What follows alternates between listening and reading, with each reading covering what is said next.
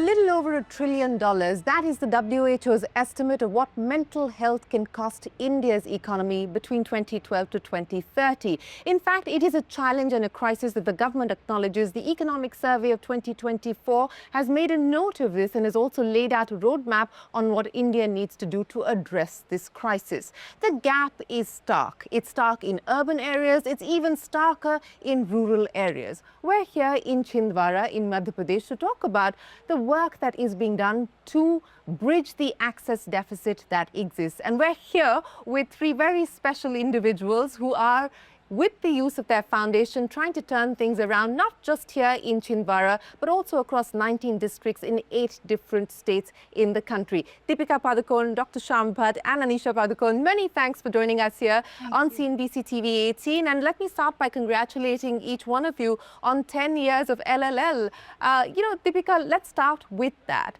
10 years ago, when you decided to channel what was a very passionate but a personal choice for you to have this conversation, mainstream this conversation, which then resulted in the foundation and the work that the foundation is doing.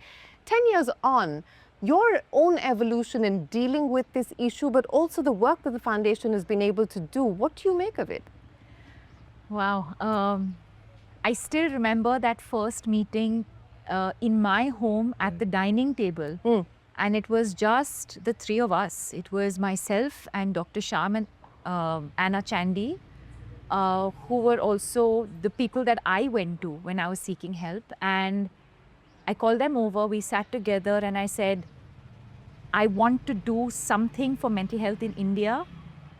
So 10 years ago, who that team was going to be, what we were going to do, how we were going to go about it. If you asked me to think 10 years on where we'd be, and if I don't think I'd imagine us sitting here today. All I know is that it was a deeply personal experience, and just going public with my experience was not enough. I knew very early on that this was something I wanted to share with the world, but also do something more.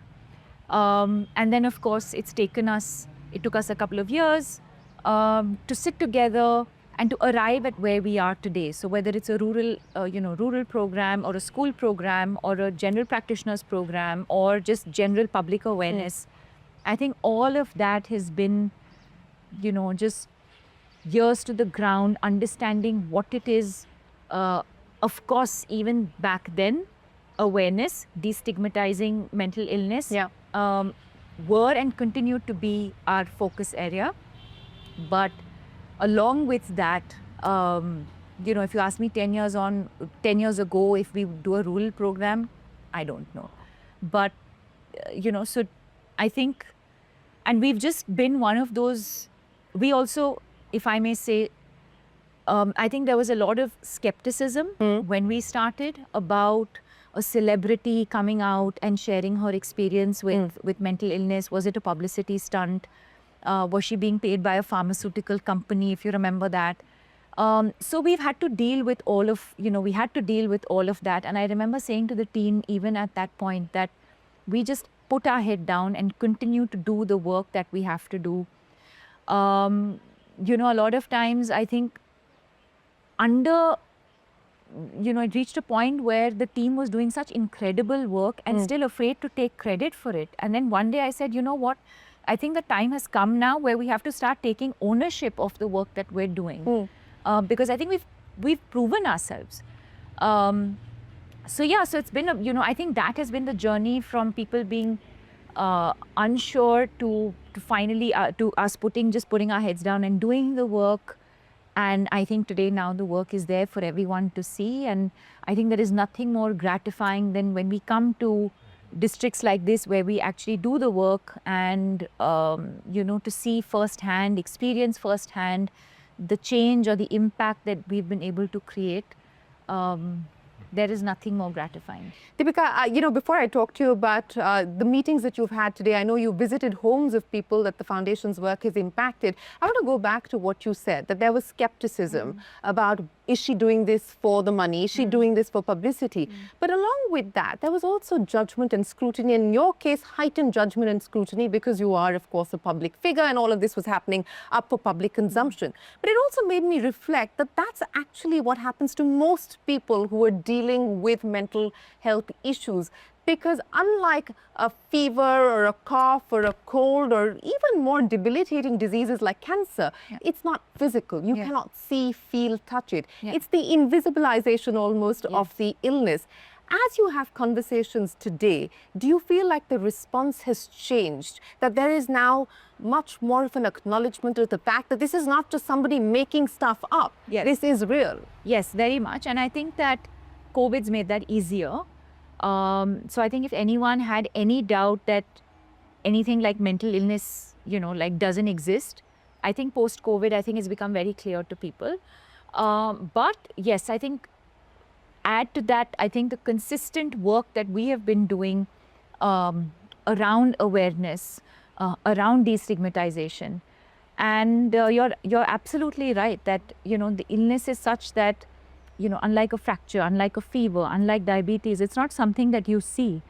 So the stigma, or rather what I was dealing with was twofold. One is, should I come, I didn't have any doubt about that, but yes, of course, it was not a common illness that that someone would easily relate to. So that, but yes, I do think that today people talk about it a lot more openly. For example, I think even the fact that the Prime Minister today has, Man Ki Baat or Pariksha Pe Charcha, which specifically focuses on mental health.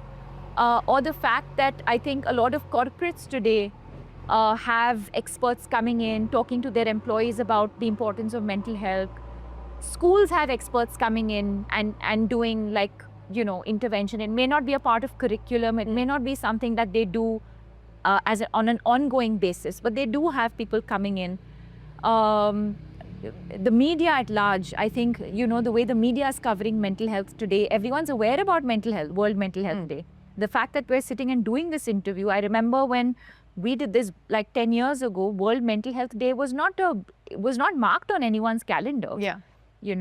But now I see even media houses gearing up for World Mental Health Day. Yeah, but I hope it doesn't become like Women's Day, where everybody has the conversation on Women's Day and then forgets about it. I hope that there is sustained engagement. You're right, absolutely. But to me, it doesn't feel like that. To me, it doesn't feel like one of those conversations that will sort of disappear over a period of time. I don't think so, but I understand what you're saying. And I do feel like more and more people talk about it, cover it, and, maybe even include it. There's so much that we can talk about in terms of what more we can do, but definitely, I think in the last 10 years, we've really come a long way. Anisha, let's talk about the last 10 years and what it's actually taken as far as execution is concerned. Because from, Deepika saying that, look, I want to give back and I want to do something about it, to actually ensuring that you roll this out. We have a problem as far as practitioners are concerned. We don't have enough practitioners. We don't have enough institutions that cater to the problem of mental health. And by all accounts, you look at any government data, the gap between requirement and treatment is as high as 70 to 90%. So the execution challenges of being able to address this complex issue, what's been the hardest part so far? So I think probably the fact that with mental health, any avenue that you look at or anywhere that you see requires an intervention and requires support.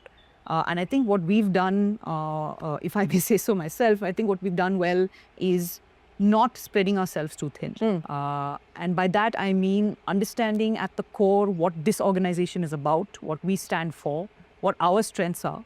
And therefore, where is the maximum impact that we can actually make?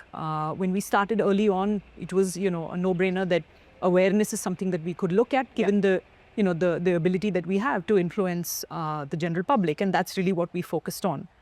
So for almost for about 5 to 7 years, that was the whole and soul of what the organization did.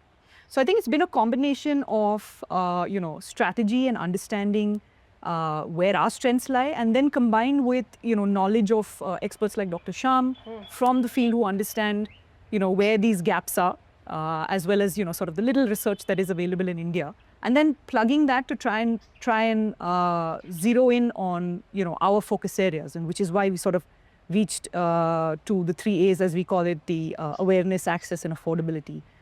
Which is where we are today. And it's interesting that, while Deepika is now saying, let's take ownership of the work that we're doing, but very few people, I mean, I've been chatting with a few of the people here, including the Sarpanch, and they had no idea that the foundation had anything to do with Deepika. So you're not really riding on Deepika. The foundation is doing what it wants to do. But Dr. Shyam, let's address the issue of resilience, of reducing the burden. The focus so far, not just in India, but world over, seems to be on recovery. And perhaps we need also to focus much more on recognition, reduction, and resilience. As you look at planning out or mapping out the next stage of what the foundation does, what will the pillars be? Yeah, that's a great point, Shereen. We know that mental illnesses can be prevented by certain practices. And some of these practices have been part of our cultural and social, history. Meaning that if you come here, now we're here in this rural area, and what we see is that there's a strong sense of community. There's a strong sense of collective purpose. We have nature around us. People are exercising, they're eating good food. Now, these are fundamental pillars of health, both physical and mental. And so one of the things we want to do is ensure that people can, live in a way that helps them maintain their mental health. That's really important. The second part, of course, is that you want to be able to integrate different practices in a cohesive... Not copy-paste what the West has done and sort of templatize that in India. Definitely not. And I think that's really important to underline, and that's certainly something we as a foundation are looking at.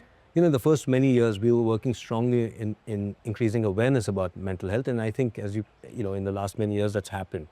But we also want people to appreciate what elements are required to maintain mental health. And as you correctly pointed out, we don't want people just aping the West.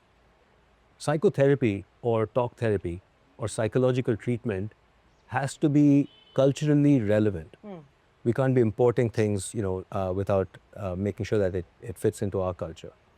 And that includes integrating insights from our spiritual traditions, practices like yoga, meditation, along with Western psychiatry and medicines when they're required. There's nothing, obviously that's important, but we don't want to go the Western way where we're not doing everything else required to maintain the society's mental health. And look at the person holistically, and not just as the symptoms that they're experiencing at a particular point in time, and look at everything else that surrounds that individual, because so much has to do with the context that an individual is also faced with and living in. But Deepika, coming back to you, since we're talking about mainstreaming the issue around mental health, it's a conversation now at workplaces because the impact on productivity is being felt, it's being recognized, and it's being acknowledged. But are you starting to see, for instance, movies, the entertainment world wanting to take this up seriously as an issue without being preachy about it, but making it part of the discussion, the dialogue, the conversations, from a film perspective? I mean, I don't know if I can speak for anyone else, but that's definitely my endeavor. Either in my individual capacity as an actor or via my production house. And I've been very vocal about this, that slowly but surely I am focused on bringing about change in the workplace as far as the Indian film industry is concerned, because it's brutal, right? And I think we have a tendency of working in a way that is chalta hai.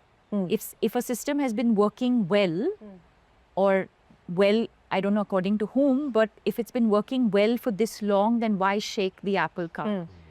And I've never really been that person. I'm always looking at how can we better something? How can we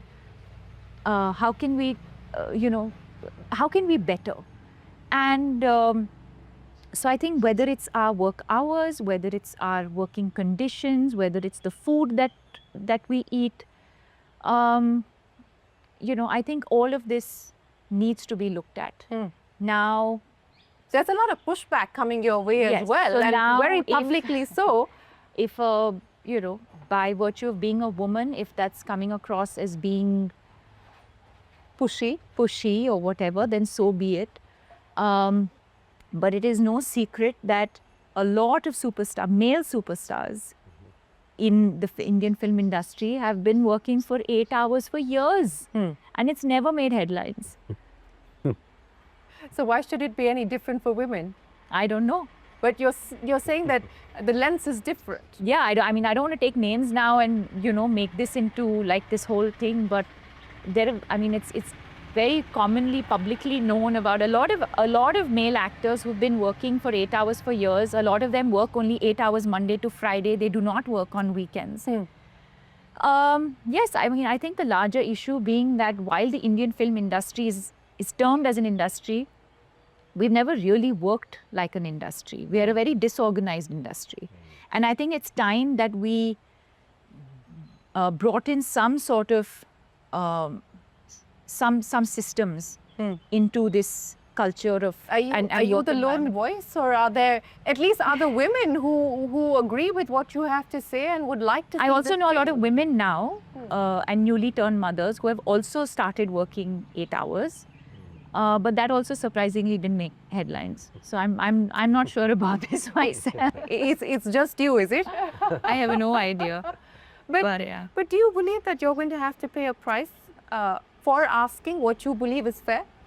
I've done this at many levels, Shereen. This is not new to me. I think even as far as pay is concerned, I've had to deal with whatever comes with, I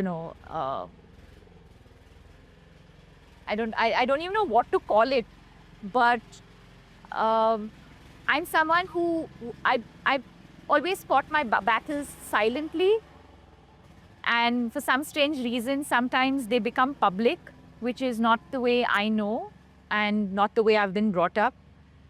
But yes, to fight my battles and to do it silently and in a dignified way is the way I know.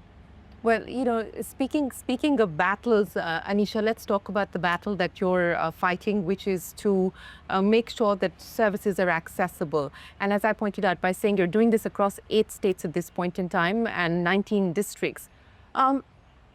What is going to be the next phase in terms of being able to create this ecosystem, build this ecosystem out so that you can do more, get into more states, get into more districts? What will it take to do that? Is it a resource issue? Is it a capital issue? What will it take for you to be able to do that? This option D, all of the above. But no, on a serious note, I think it is going to take a lot. The initial plan was really for us to have a successful model in place, as it should be with anything that you want to scale. So the initial, 5 to 7 years we spent on building our model, piloting it, testing it out in the field, learning from some of those mistakes. The minute that happened, and the first geography that we actually scaled back from, or geography that attained self-sustainability, was Davangere in Karnataka. So the minute we did closer to home, much closer to home, easier to manage. But we were able to actually successfully transition the program back to the community. And I think that gave us a lot of confidence to be able to then scale to other districts, which is why we're sitting here in Chhindwara today, and all of the different districts and states that you mentioned. So now that we have that in place, I think a couple of factors that it would take for us to scale further. Firstly, the ability to find reliable, good on-ground partners, and touch wood, so far we've been quite lucky in that sense. We've had some fantastic partners, including over here locally. These partners live and reside in the community. They're based on ground, and then they sort of help us create that rapport with the community. As you rightly mentioned, a lot of times, the end beneficiary may not know who's actually involved. As long as the work is happening, as long as people are getting better and treated and recovering, I think that's the most important aspect. So I think that's one. Capital, of course, is something that you mentioned, so I must sort of plug that in there if I can. Plug. Fundraising. Has it been easier to raise funds? I would say it got a little bit easier, unfortunately, after COVID. I'm saying unfortunate because it's unfortunate that we had to have something like COVID. Yeah, we had to go through a pandemic for people to recognize realize and recognize it. It's gotten a little bit better. I think just in order of priority, education sort of still remains the number one, at least where CSR is concerned, and even within healthcare is probably number two. In my opinion, within healthcare, mental health is still lower down the rung, but maybe after COVID, it's sort of risen up. So it's going to take a lot of these factors outside of that, just sort of our own ability to scale. But I think most importantly, creating that model that we have for people to be able to replicate, whether it's Live, Love, Laugh or any other organization. I think the ultimate aim would be for this model to also be used outside of mental health, because the core of what it is a community-based model, which exists, of course, in any rural area or geography. And so hopefully, we can crack it further where mental health is concerned, and then apply it to other health-related. Absolutely, and there's no reason to have to reinvent the wheel over and over again. But coming back to this Indian model that we were talking about, and I ask you this in the context of the big buzzword around AI, and everyone seems to think that AI is going to be this magic wand that's going to address all issues, including mental health. And we've seen what's happened with ChatGPT, and the unfortunate incident that's taken place, and the guardrails that are likely to be put in place or voluntarily are being put in place at this point in time. What's the role that you believe technology can play in being able to scale? So clearly we need to find a way to scale, and clearly there's a lack of human resources in this sector, right? Like you said, we have a huge shortage, a vast shortage of mental health professionals. Where AI is today, though, and let me be clear, it can't be your therapist, It cannot be your therapist at this point. At this point, yeah. And the reason is, and actually when you talk to ChatGPT, you start appreciating a couple of things about therapy. What ChatGPT is really good at is making you feel good and telling you you're right. ChatGPT is very sycophantic. Whatever ideas you have, it validates. And if a person is suffering from some mental illness and they have certain ideas which need challenging, ChatGPT at this point does not do that. It can empathize, but it will end up empathizing sometimes with the wrong thing. So anyway, as it stands, AI is not there yet. Having said that, I can see a day where AI and other technologies can help therapists and psychiatrists reach out to more people. So I think there are certain tools that you can deploy. Yeah. The government has one as well, which it's using. And that's good. And those are good initiatives. So technology is important. We are already leveraging technology in so many ways. For example, you have telepsychiatry. And that's a form of reaching out through technology. At this point, I would say AI is not there yet as a therapist, but definitely as another tool that we can use and to decrease, rather to help people with accessibility. I can see that happening in not too distant future. Since we're talking about tools, I want to ask you, Deepika, on what your go-to has been. I mean, outside of course, getting professional help and using the access that you have to professional resources, but on a daily basis to keep yourself centered, to keep yourself grounded in a crazy world that we live in. I mean, what are the go-to things that you fall upon? I mean, it's precisely what we were discussing earlier, which is, I think, one, to sort of avoid burnout, right? So what are the things that I do? I think sleep is extremely important, and I keep saying this in every interview, and I'm sure to the listener it just sounds like so boring. She didn't say anything new or exciting. Do you care what people think? New or exciting, never. But it is the truth, and it is actually going back to the basics, which is sleep, quality sleep, hydration, nutrition, exercise, sunlight. Are you getting enough of that as a new mom? Yes, I am. And so, or I make the time, or I ensure I do. So these things are really important. I know it doesn't sound fancy, like, I don't know, cryotherapy or like red light therapy and all of these like new things, ice bath and all of these fancy things that people are doing, which I'm sure is also great. But really, it's going back to the basics, like he says, spending time in nature, breathing, yoga, meditation, sleep, hydration, nutrition. And when we say food or when we say nutrition, we're not talking about fancy meals. We're not talking about fancy food that has to be served. It's just basic, like what is basic to India and to the way we know Indian food. That's it. It doesn't have to be expensive. It doesn't have to be fancy. Hydration, exercise. And so for me, fortunately, because I was an athlete before I became an actor, a lot of it comes to me very naturally. And post anxiety depression in 2014, I think I just had to be a little more diligent about it. And I continue to be.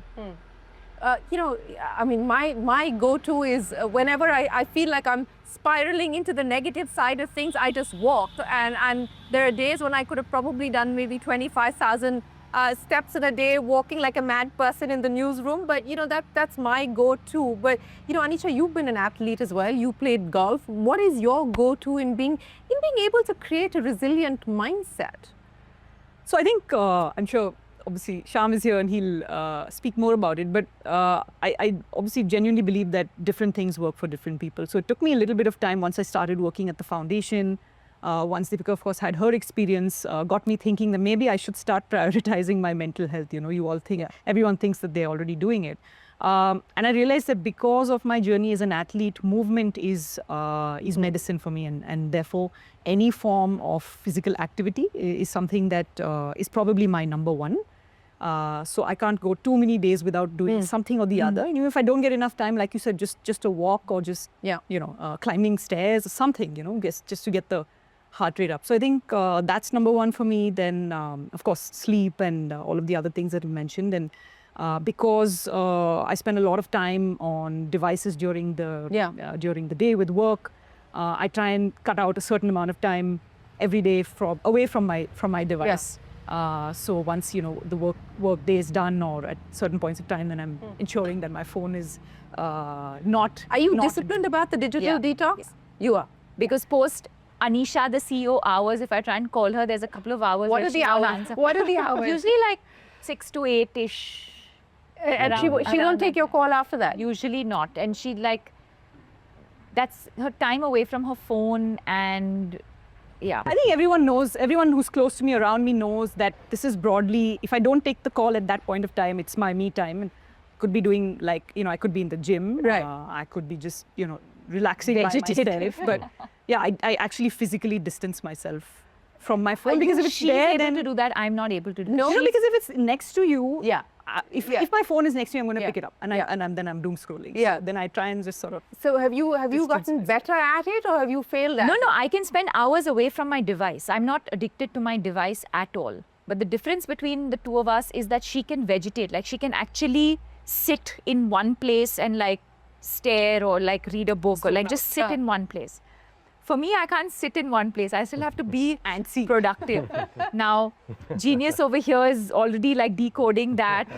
But I need to clean. Cleaning is my thing. Is that like a compulsive thing? No, not compulsive, but because as you understand compulsive, I realize it's not compulsive, right? I think for her. It's very cool to say I'm OCD about something until you realize that OCD is actually a condition. So I'm probably not going to say OCD. No, and we need to be mindful about loosely using these terms. Yeah. So definitely not OCD, but I feel like I'm clearing my mind, because so much of my day is about engaging in so many different things and with so many different people that maybe it's my way of decluttering, or I don't know, something. But I enjoy that. But exercise, movement. But yeah, if your question is about can I do without my device, yes, very much. Yes, very much. Yeah. But the world that we live in, and this overload of information, it's coming at you all the time. And this probably has also exacerbated the problem. And when somebody's dealing with the problem, it probably makes it worse.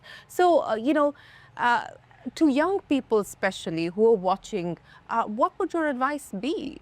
Well, I'm sure they've heard this before, but I'm going to say it again, which is that, look, a lot of data tells us that there's a vicious cycle that occurs when you get into social media feeling depressed or anxious.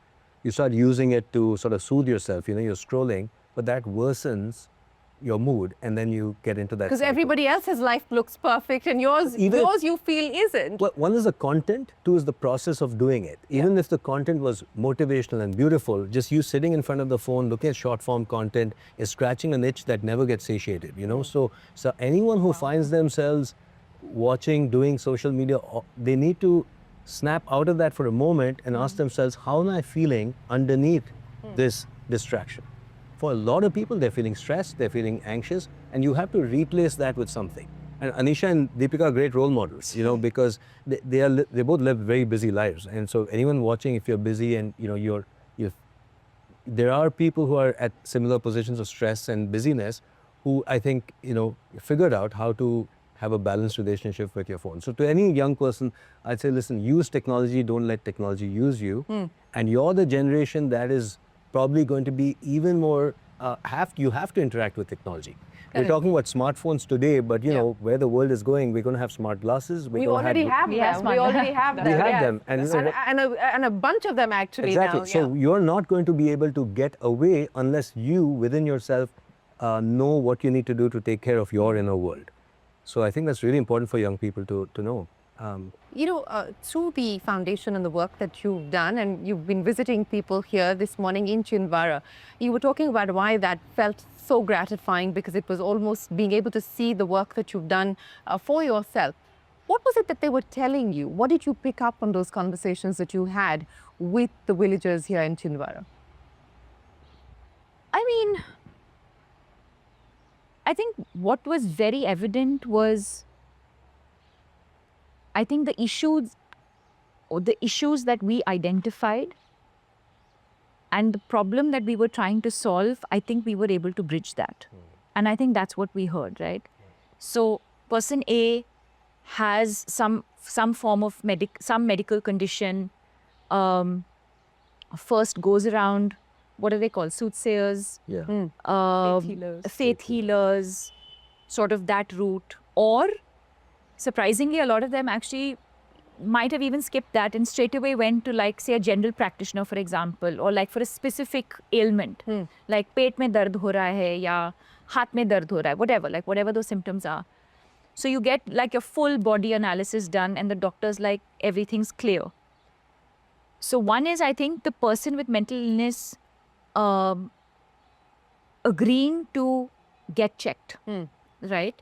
The second revelation was that in both the cases, the doctors who are, whatever, general practitioners, or the doctors who were able to identify and say, you don't have a physical ailment, it might be mental/emotional, and so therefore you should go and see this sort of doctor, right? So great call out by that doctor. Then again, credit to these people with mental illness to not be sort of, you know, to take that well, or to accept that and to go and seek help. Then that doctor prescribes medication and then they start taking their medication. And then, of course, our intervention here, of course, being making it more accessible and affordable for them, which, of course, has now, they end up saving thousands of rupees a month in sort of, versus, you know, commuting 1.5 hours. They save time also. So we're able to spend that time on, you know, doing their kheti or whatever it is that their, you know, source of income is. And then save the money that they were spending on sort of going wherever. So I think whatever issues that we were able to identify, and I think we've been able to bridge that. And I think that was the biggest learning, apart from the fact that I think it's very evident now from the 3 different rural visits that we've done, that in rural India, they're far more open to you know, accepting the existence of mental illness. And, you know, sort of creating that awareness within their community, working together as a community, helping each other, far more, you know, accepting over here is what we've learned. You know, Dr. Shyam and Anisha, let me get you to comment on that. What we have seen, of course, in India, the legislation in place. 2025, we had a landmark order from the Supreme Court, which basically said that it is a fundamental right, which is mental health. So the framework is there, but the gaps still exist, and the gaps are fairly large at this point in time. How do we ensure that the two converge, what is actually in policy, on paper, but becomes applicable in practice? I think it's a combination of working collaboratively. Policy, of course, you have lawmakers, you have civil society organizations, and I think at least in my opinion, the first sort of landmark initiative was the Mental Health Care Act in 2017, and we haven't looked back since as a country where, at least where mental health is concerned. But like you rightly said, there are gaps at the, at the ground level in terms of implementation. I think what it would require is for organizations, for NGOs or private sector organizations to work collaboratively with the government and ensure that what is there in writing is also sort of practiced and implemented. And it's easier said than done. We're talking only about mental health. There are hundreds of other causes in this country. Absolutely. And hundreds of other things going on. So income inequality, urbanization, I mean, all of those issues need to be addressed as well. Absolutely. So there's a lot to address. But at least where Live, Love, Laugh is concerned, I think the next decade of our work, will try and focus on some of what you've mentioned. I did mention the 3 A's, the awareness, the access and the affordability.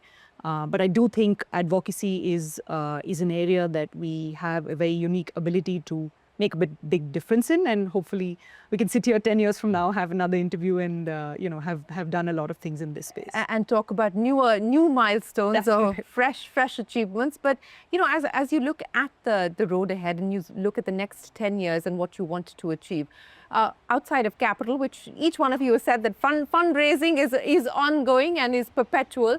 But outside of that, what are the 2 or 3 things that you would like to prioritize from the foundation's perspective? I think firstly, of course, we continue to do awareness work because that's always going to be necessary, both in rural and in urban areas. That'll be ongoing. Secondly, we are also, as Anisha was saying, through advocacy, etc., we want to make sure that we improve accessibility, whether it's in terms of what insurance companies can provide for people or what government agencies can provide. How can we help increase the number of mental health professionals who are coming into practice in our country?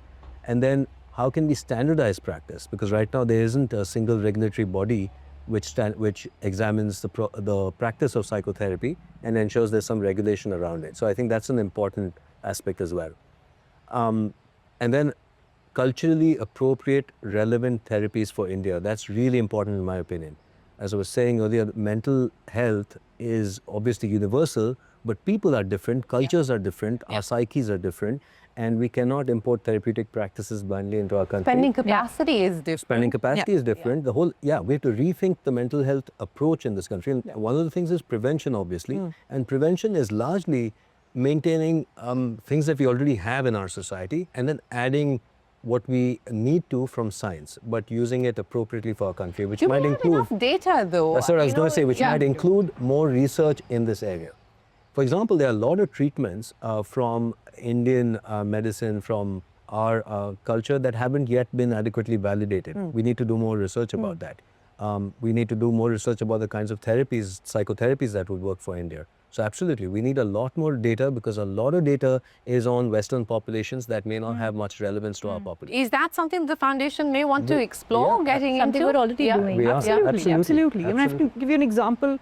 I think, like Dr. Shyam was alluding to earlier, the ability for, at least in rural areas, to have the backing and support of a community. And as we're doing with the community-based mental health program. If you look at the need gap in the country as well as, compare the number of people suffering from mental illness as well as the number of professionals, we're probably not going to, cover up that gap for a long time to come.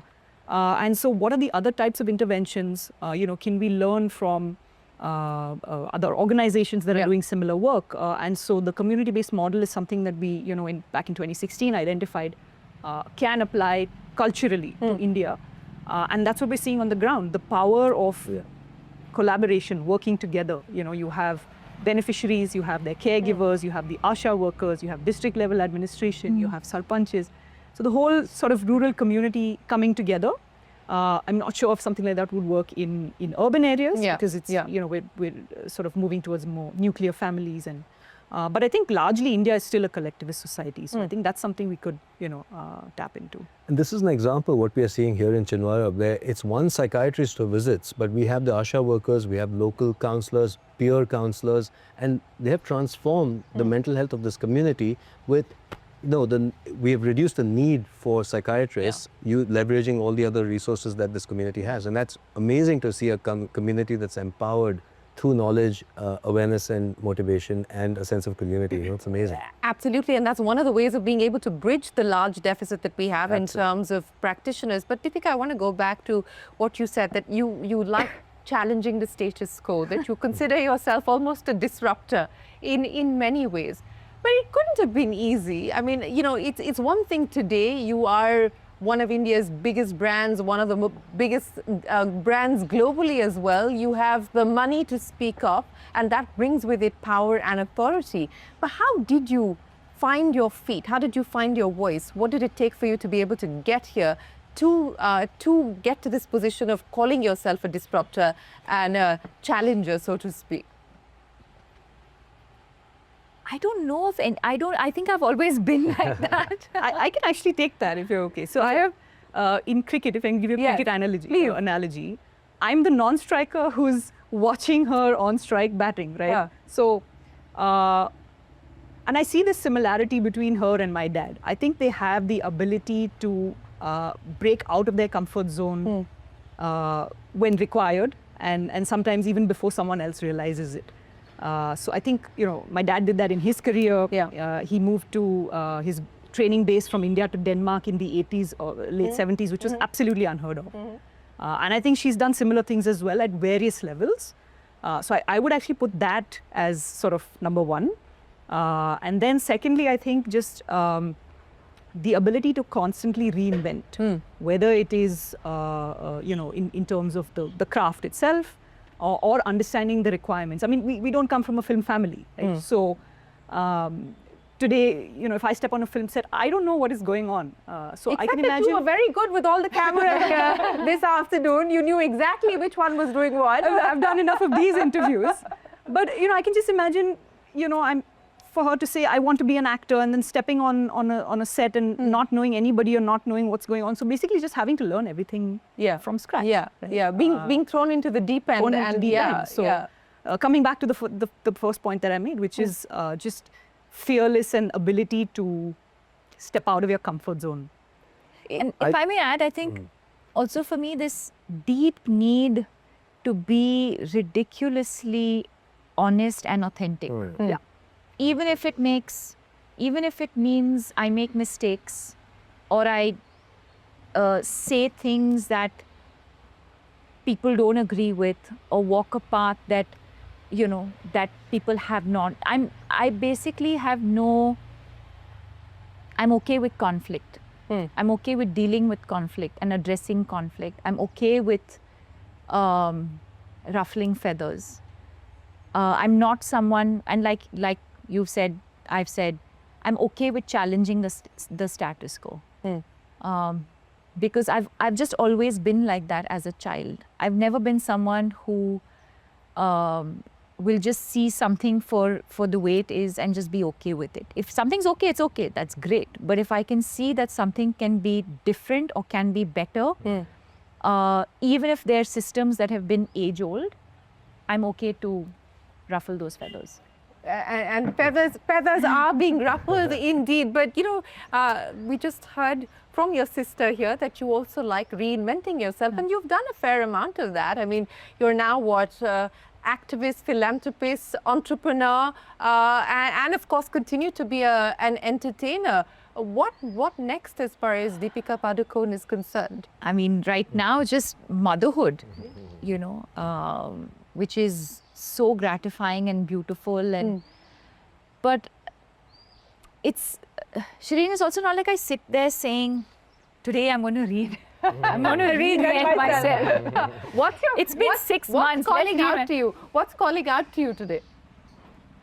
I just like new challenges. Like I have to keep, like I said, I just have to keep. I have to keep. I keep asking. I'm curious. I'm curious. I like to learn, and if that means doing things that have not been done before, I'm okay doing it. I'm okay being the first person. I'm okay making mistakes. I'm okay being abused at.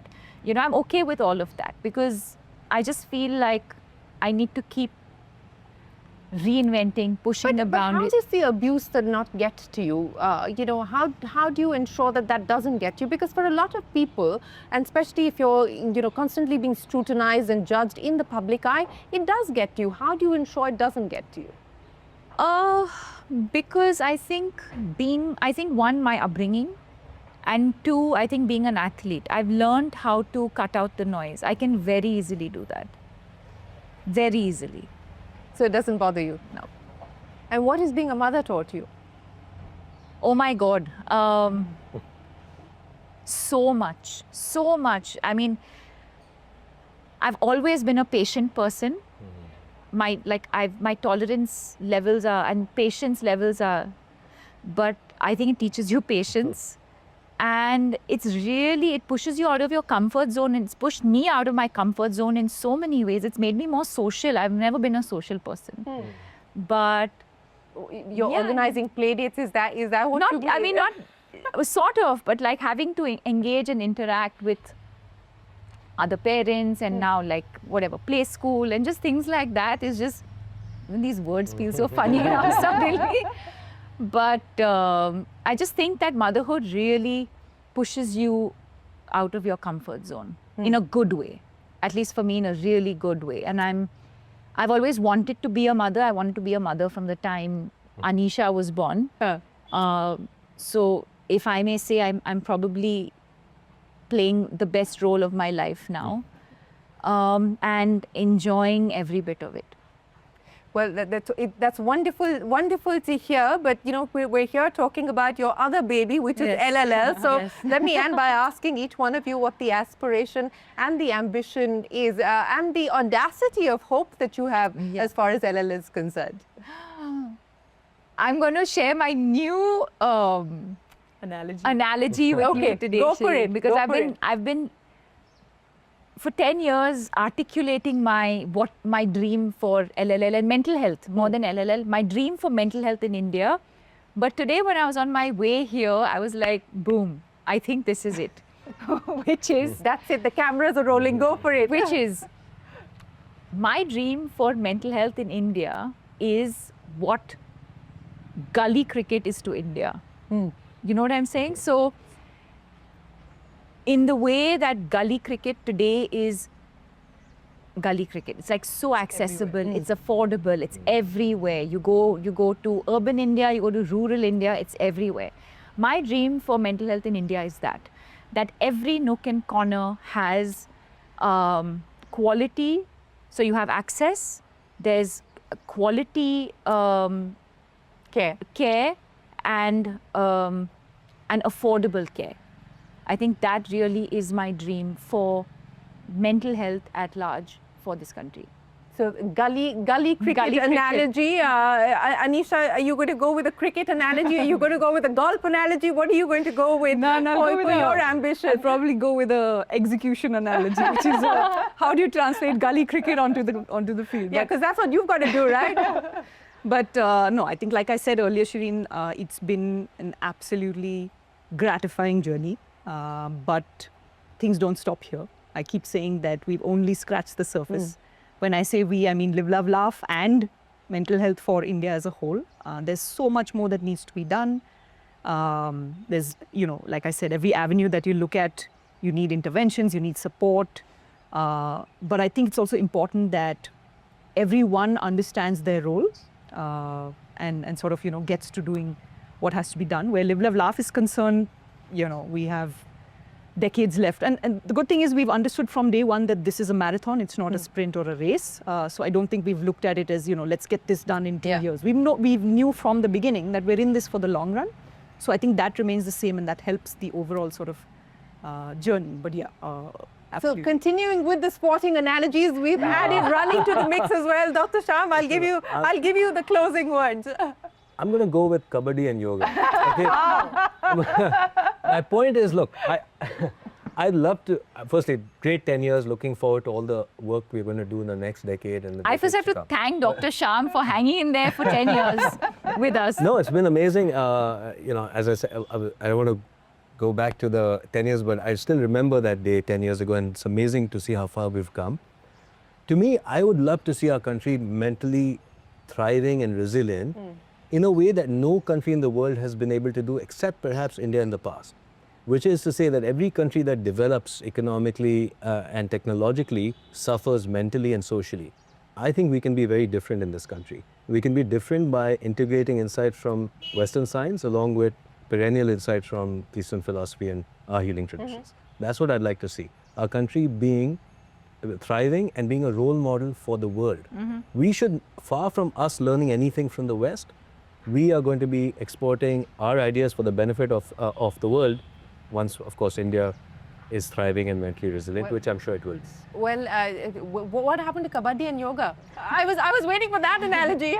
You'll see the world playing kabaddi, and they're already doing yoga. So that's what that's when you know that India is finally acknowledged as the power that it is in the fields of mind and body and mental health. Well, we do hope that we find that convergence, and we do find our own unique approach of being able to address this problem, which is a crisis and a complex challenge that India has to grapple with. It has social consequences, of course it has health consequences, but it has economic consequences as well. Deepika Padukone, Dr Shyam and Anisha, thank you so much for joining us here in Chhindwara. We wish you the very best of luck for the next 10 years as far as LL is concerned, and may you continue to thrive, and may we all continue to flourish.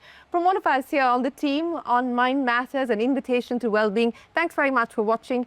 Take care. We'll see you again next week, same time, same place.